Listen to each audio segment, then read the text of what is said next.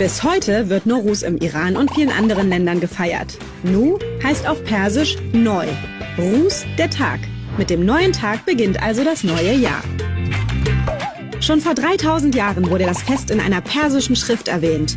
Persien war damals ein großes Reich im Vorderen Orient. Im persischen Kalender beginnt das Jahr dann, wenn der Frühling anfängt, also um den 20. 21. März.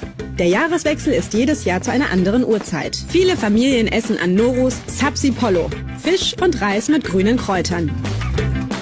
In jedem Haushalt wird der Haftzin aufgebaut, ein Tisch voller Symbole, die in der persischen Sprache mit S beginnen. Sie sollen Gesundheit, Glück und vieles mehr für das neue Jahr bringen. So auch Sabze, das grüne Gras. Nowruz dauert 13 Tage. Die Kinder im Iran haben schulfrei. Auch die Erwachsenen müssen nicht arbeiten.